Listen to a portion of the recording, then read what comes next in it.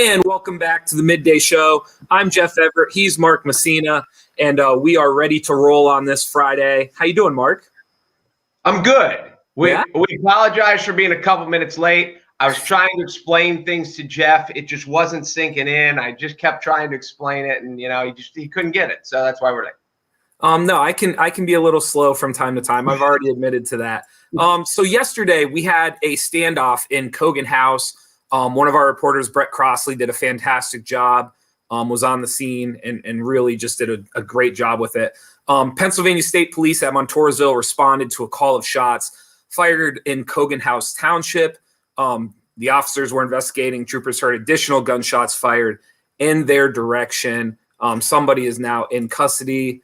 They're being processed. So we just wanted to kind of give Brett a great shout out. Great job done. And kind of just give some updates on the standoff. And you had some thoughts on it as well. Well, one of the things that I thought was just, welcome to 2021. They got some information. There were shots fired and the neighbors called. The police showed up. Then he fired shots at the cop car. And the reason we know that he fired shots at the cop car is because one of his friends was on Facebook Messenger with him, and the guy admitted from inside the house that he fired shots. I shot the cop car, which is just, welcome to 2021. Well, how do we know? Well, he said it on Messenger to his buddy over here. Just one of the other things when you think about these and you talk about reporting and things that happen with the news and with live, and one of the things that was discussed was, should we live stream it? And one of our editors, managers is like, just be careful if you're live, because we don't know what's going to happen. There are shots fired. There could be bodies. We don't know how this is going to turn out. So just be careful while you're live streaming. You don't come up with something gruesome that, is bad, because we have to, there's a taste responsibility that we don't want to show. So it's Sure. Like, oh, there's also you got pictures, you got this. It's harder than it would seem. Yeah, there's also the aspect, and we've talked about this before, you also don't want to intrude on what the officers are trying to plan or what they're trying to cooperate with each other on. You don't want to give information away. You don't want to do anything that basically add an obstacle to what the troopers and the police are already trying to do. So, if you're ever around an incident or a scene and you think, maybe I'll live stream it, maybe I'll grab the camera, just some things to think about, just some stuff to keep in mind. If the police ask you to shut it off, it's not because, they're being a pain in the butt. They just don't want anybody to be harmed because you're giving away something tactical, or you may end up actually helping the person that's at large. But again, great job, Brett. Brett has some awesome pictures. The story's online at NorthcentralPa.com. And 2021, like, just reaching out to people on Facebook Messenger in the end of during a standoff is, I can't think of something more kind of like new age, like welcome to the 2020s than that. Do you think his message said, hold on, I just saw another cop pull up. I'm going to take a shot at him too. I'll be right back. Do you think the message was anything like that? I don't know. I mean, I hate using the word fascinating for this, but it is one of those things, like, you wonder, just, we've seen it already before in the news. People live stream when they're committing a crime. People have been on Instagram Live while they're doing something against justice. So it's just fascinating to me that people kind of have the wherewithal. Like, social media is so present in our life that even kind of like during a standoff or during something else, like, it's still there in the forefront of your mind. And like, you can answer a Facebook message. You can go on Facebook Live. Like, it's just so ingrained to what we do that even in these greater circumstances, it's still in the forefront of our brain. It's a crazy time. Well, you and I have talked about this. For the younger generation, of course, I'm almost 50, you're in your 30s, but there's almost that aspect for the younger generation that if anything they do, they have to document it some way on social media. And if it's not social media, it doesn't count. So there is that presence of, like, your whole life needs to be dictated to social media. So that there's a generation that's grown up with that. Like I said, it's just always in the forefront of your brain. And even, I know it sounds absurd, but like, even when you're breaking the law, like even when you're with a standoff with the police, like it's like, I'll check my phone, like I'll see what's going on, or I felt my phone go off in the pocket. Like, it's just a crazy time. It's just, we're living in a world that just, I kind of hinted at it with the whole Bieber conversation the other day, and about how, like, the first ones to go through the wall and no one's experienced this before. Like, it is a crazy time when like people in the most absurd moments, it's just like, it's there in your pocket and you feel it vibrate and someone messaged you and you get on and you answer it. And weird times. Well, and I just wanted to say too, before, when you hear a first story like this, you think is alcohol involved. It was in the middle of the day. So not like, if this would have been at 1 o'clock in the morning, you'd think, oh my gosh, people are hammered. So now you wonder, it's a mental illness. There's a 21-year-old that's in custody. So anyway, but it's one of the first things, like what time of day. If it's in the middle of the night or if it's at midnight, then you think people are drunk. And not that he couldn't have been drunk in the middle of the day, but anyway, for whatever that's worth. All right. It's Good Friday. You said you had a Good Friday story for us, so I do have a good. Well, for me, what was good about today so far is I have this unbelievable skill in life, and we all have our little things that we're good at. I can go to a fast food joint, and when they have 2 lines to choose from, I can pick the slower line every time. And you just sit there and you get behind the lady who's asking about the menu, who's ordering for everybody on her block. And you're like, I pulled up next to that truck and that truck is already gone and through. And every time I picked the wrong line. Today I did not. Today I was through lickety split. So I knew it was going to be a good day just right out of the gate. My next question is about Good Friday. When we talked before we even started this, we're like, the things that we're going to stay away from are politics and religion, because that makes people mad. So I don't mean to get into it, but this is the most important weekend in the Christian calendar. And the thing that I have never understood as a guy who's grew up going to church and has mostly gone to church, other than COVID and whatever, when you go to someone's gravestone, it has day of birth, day of death. Now we get really old people nowadays, and people like there might have been 102, they might have been 101, or people that are born in like really poor, really rural cultures, and we don't know the exact birthday. But once they become famous, day of death is locked in stone. How on earth do we celebrate Jesus's birthday, but the day of his death changes every year?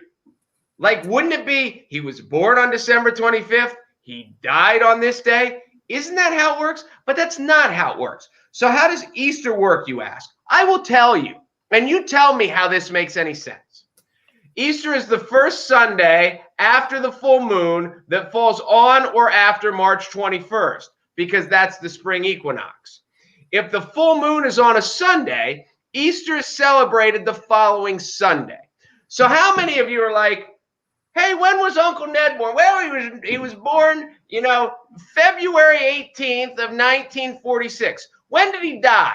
Well, he died on the first Sunday after the spring equinox, this is absurd to me. And I've never understood it. I don't get it. And maybe the church people do, but I don't. It's called faith. Well, there's a calendar. And that's, I get it. I trust faith or not faith. Like, I don't get it. And by that point, he's a historical figure. Like, they should know. And I could understand if you used it as a marker, where they're like, yeah, Cousin Louie died the night before, fishing season opened. Like, I get it. Like, there are markers that you can remind yourself of, but not like when it doesn't mean you celebrate it the day before fishing season. It's the day of his death. So anyway, be that as it may.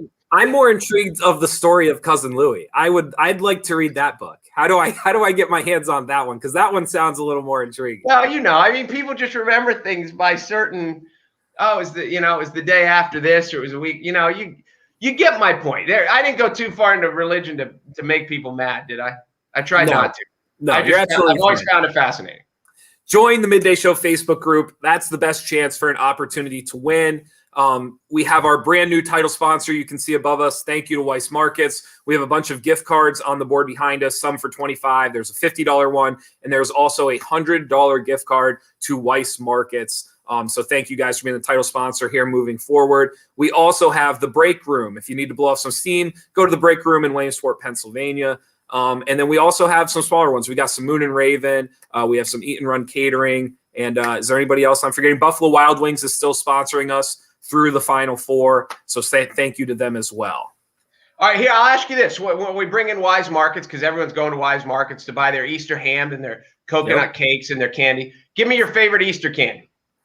I do like jelly beans. I like the older I get, the more I tend to find myself, because before they just be sitting in the jar and I always kind of like avoided them and just kind of, but now like I'll walk over and kind of grab like a handful of jelly beans. Like I've actually come around to jelly beans now. Do you see now this? I love the fat old fashioned ones that are the basic, Crayola colors. Yeah. Those are the fancy schmancy newer model. They're just not. I don't get it. Give me the big fat purple.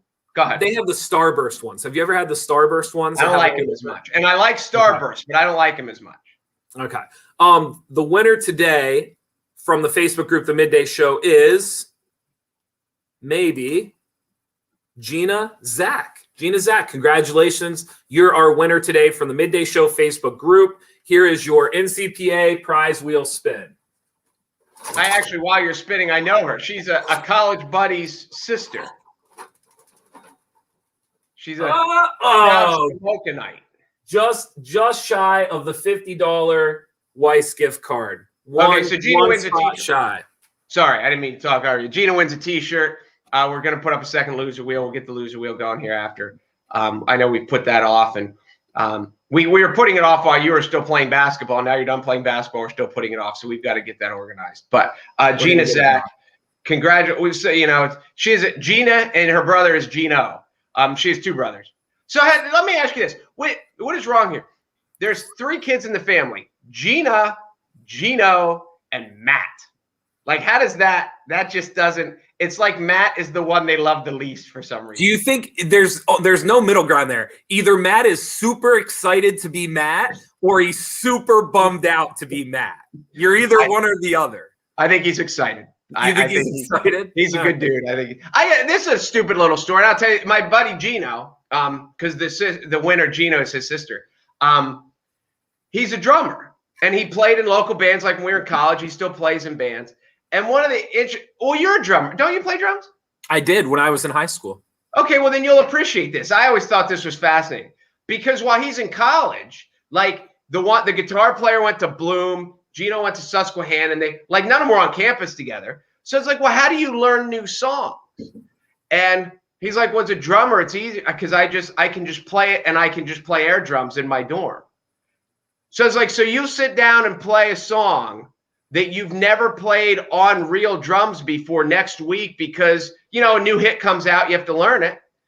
He goes, no, I can learn it doing this. And then, I guess with drums, you can do that. Probably with no other instrument, you can do it.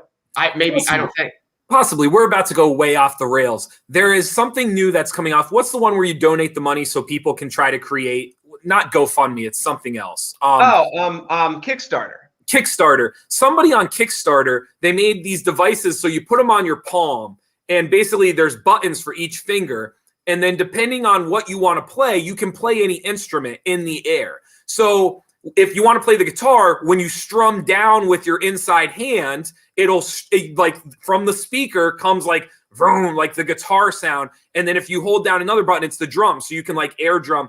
It's going to change like how musicians because you could be on the subway and you could be like practicing guitar. Like you could be like working on a drum thing. You don't need the drum kit. You don't need the actual guitar. It's going to be like the future of how people kind of do this stuff on the road and in the car and stuff like that. It's really neat if you've ever seen it. When you described it, I thought you meant they could play like trumpet and all those other stuff. They can. I didn't picture guitar. It does like a dozen different instruments. They're called pom-toms. So if you get a chance, look up pom-toms, PALMTOMS. It's going to change music a little bit because people are going to be able to practice and do this stuff. It's really neat. And you know what's great? Some 16-year-old kid says, hey, Dad, guess what I'm going to do? I'm going to make this thing. And Dad's like, that's stupid. That'll never work. And now the kid's going to sell 80 gajillion of them and be a quadrillionaire. And yeah, Kickstarter. I'm sure the first person he told it to said it was stupid and it'll never work. So Kickstarter, pom-toms, look it up. Vaccination cards. This is a really interesting topic. I am of the belief, and I think you are too, that they're going to matter. Whether you want them to or not, they're really going to end up becoming something, I don't want to say like your license, but they're going to become something that you're going to want to carry around with you. They're going to become something that almost becomes like an entry of access. So you kind of saw that there's a tropical destination. There's a destination that's basically saying, if you are completely vaccinated, come hang out with us. Yeah, I saw Belize, which is down, Central America, right top South America. Well, because that's where Central America is, right at the top of South America. That they said you're welcome to come if you have your vaccination card. And we saw through this, and everyone's loud and political, and right when things come out, and they're like, "Arr," and there's people like, I'm not going to get vaccinated because I'm not a sheep, and you're not going to put the tracker in me like in the science fi movies and things like that. And but it is going to come to it. And listen, it's going to be people's right that they don't want to be vaccinated, and that is going. It can't be forced upon people, but it's also the right of these private businesses to say, if you want to come in, you have to be vaccinated. And so it's going to come to, and it's going to make people who are on the fence turn around and be like, well, okay, I guess everyone else has done it, I'm going to do it. But yeah, I believe, and I'm sure there's other countries, I'm sure there's other businesses, but I saw that Belize is one of them, and they're trying to kick up tourism again because those southern places, especially some of the poor countries, that's how they survive. You could see little subtle hints coming in the last couple of months of that these were going to matter, because I think for a lot of people, like, they hand you the card and it's kind of, I don't want to call it flimsy, but like, this is not like a driver's license or a credit card, or like you could make one of these at home, which brings up a whole other topic that you brought up about like a separate market for counterfeit.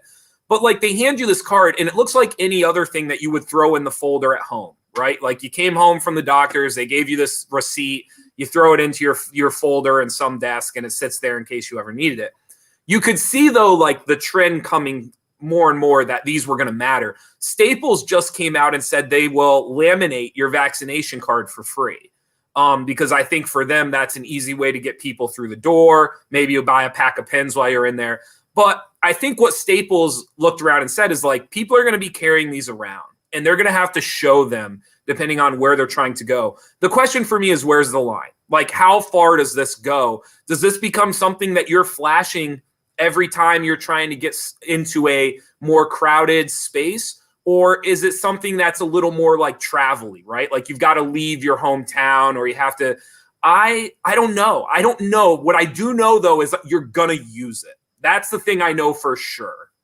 Well, the question that I have, I can see in this like netherworld transition period while people are getting shots.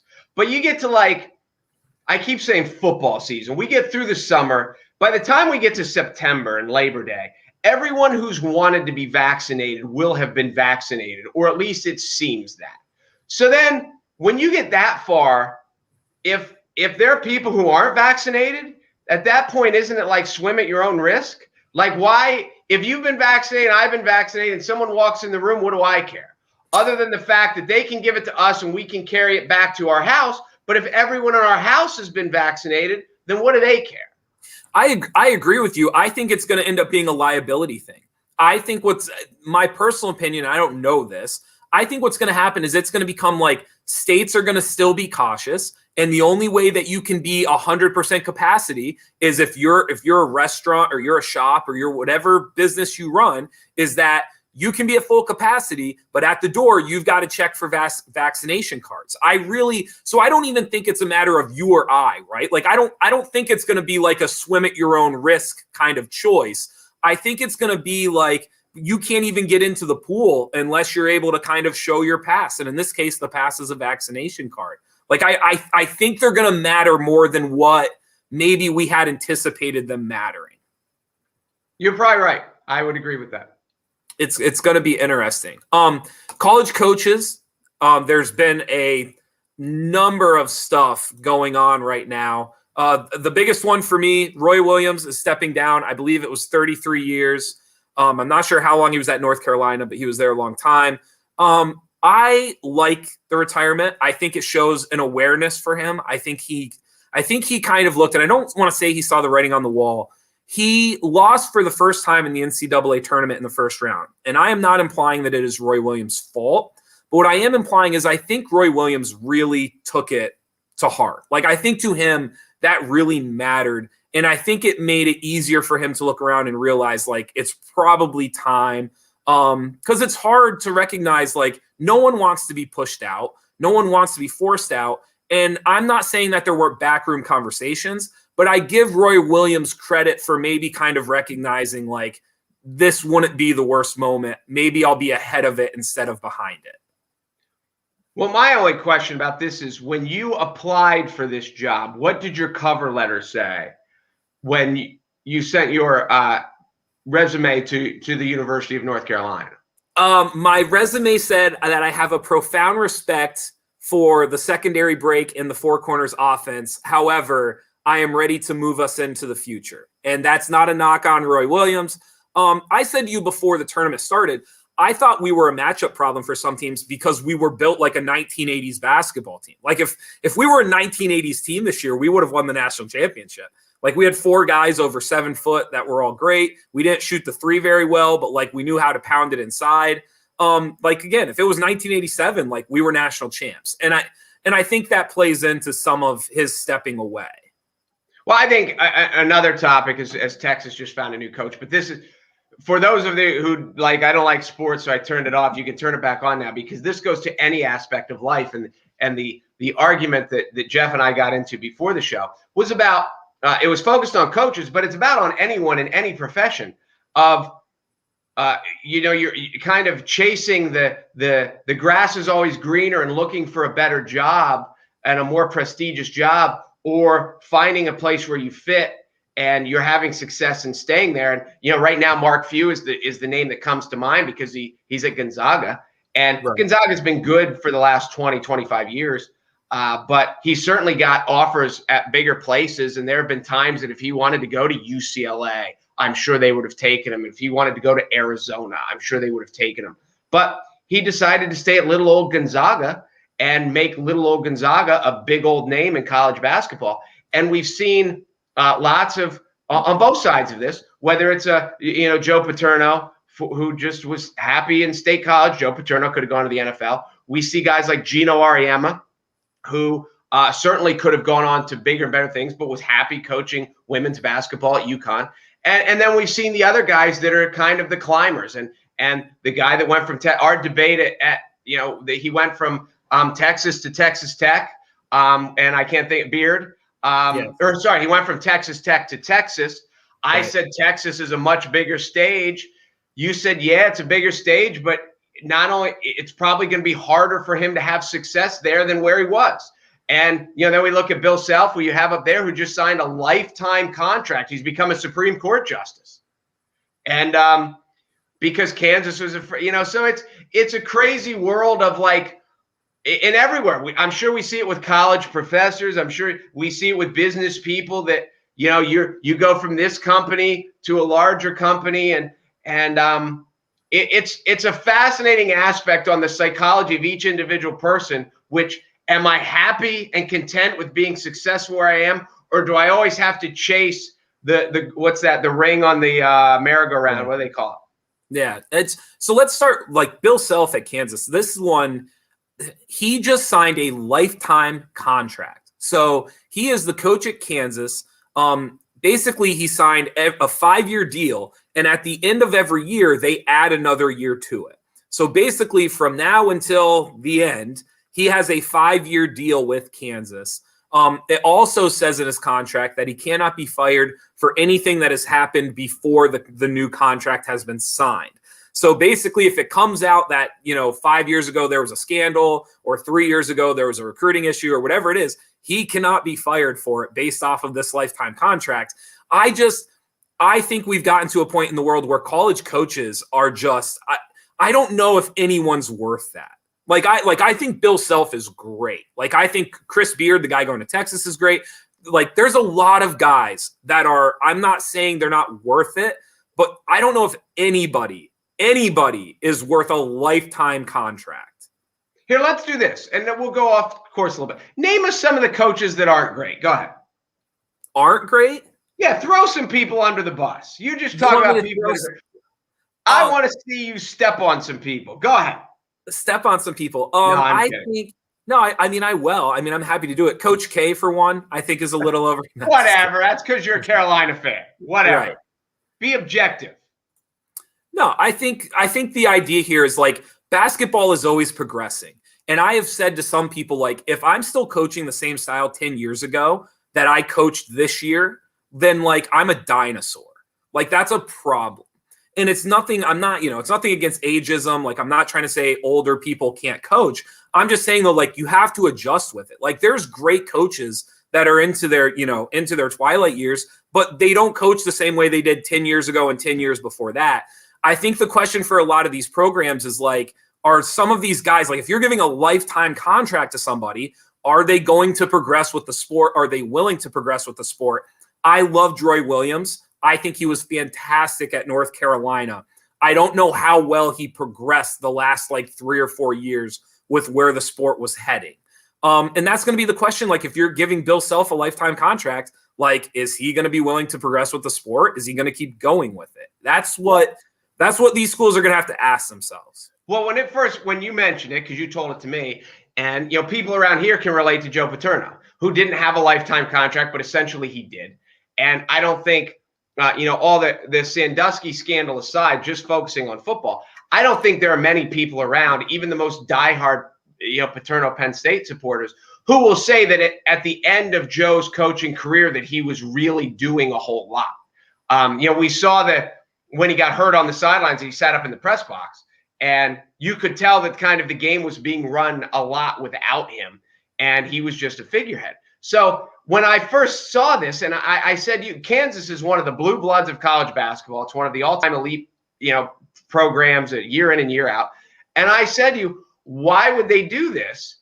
And you're like, well, because he could go somewhere else where there was a beach. And that Kansas, for all their tradition, knows that if the University of Florida calls, or if North Carolina calls, and there's, that if UCLA calls, that there's just geographically, and he's like, do I want to live in Kansas or do I want to live in Hollywood? That there's a lot of people that we just talked about, like Mark Few, who would say, nope, I'm good. But there are a lot of people who, like LeBron, who's like, I've lived in Cleveland. Let's go to LA. That sounds like fun. And so that's an interesting business aspect too, because Kansas just made a business decision. And they're like, when it comes to tradition, a lot of people can't compete with us. But when it comes to geography and stuff, there's a lot of people that quash Kansas. So we might have to up it. But a lifetime contract that's a slippery, slippery slope. It is. This is how good Bill Self is and how great Kansas is, though. I don't think it's a bad deal for them. Like, I'm not saying as an organization it would be the first thing I'd want to do. But if Bill Self came to them and said, like, hey, I'm considering the Carolina job, or I'm considering, an NBA job, or like if you're Kansas and you do this lifetime contract and you're comfortable and you trust Bill Self, you're going to sleep great for 5, 10, 15, 20 years. You're going to wake up every morning and you're not going to have to worry about it as long as Bill Self is doing his job. So I don't dislike the deal. I'm just not thrilled to give anybody like a lifetime contract, especially in a world like college basketball where the sport literally changes. I literally see moves and strategies and like literally they change from year to year. And so when you give a lifetime contract, that worries me more. But from just like a stability standpoint and just like laying your head down on the pillow, if I'm a Kansas admin, like I'm feeling pretty good right now, I guess. Well, and the other thing too, if you're a Kansas fan and you're 22 years old and it's been in your family and you're going to be a Kansas fan for the next 50 years, then somewhere down the road, this could be a problem. The people who are high enough up on the food chain that are making this decision are probably not going to be there. They're going to be retired in 10 years. So they have covered their butt for the next 10 years because you would assume that Bill Self is going to continue to win for the foreseeable future. But sure, you're right. You get 10. There are lots of – Denny Crum couldn't win at the end of his tenure. John Thompson couldn't win at the end of his tenure. There's Lou Carnesecca couldn't win at the end. There's lots of guys who are top. Rolly Massimino won a national championship at Villanova where he's a big underdog, and then he couldn't win and lost a job. So there's lots of guys who reach the mountaintop, and then kind of as they get older in their career, they get a little lazier, a little less motivated, whatever.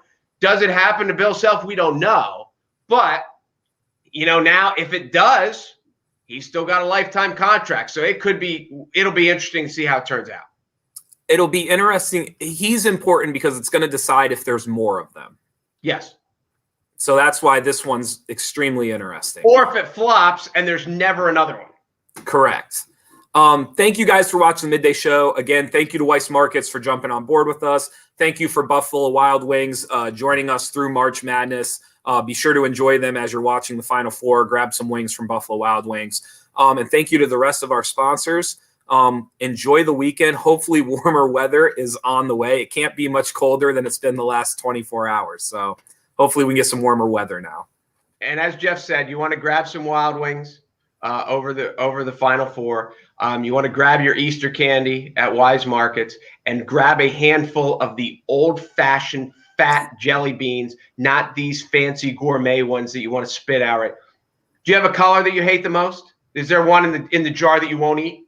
Yellow. I eat them. I mean, they're not my favorite, but you'll go like black. You'll eat the black ones because some people won't eat the black ones. I've noticed if I throw like 3 or 4 in my mouth at the same time, I could care less. Well, that's part of it. Yes, that kind of takes the fun out of it. But I get it. I vehemently disagree. Thank you. I'm Jeff Everett. He's Mark Messina. Thanks for joining us on the Midday Show at NorthcentralPA.com. We'll see you Monday.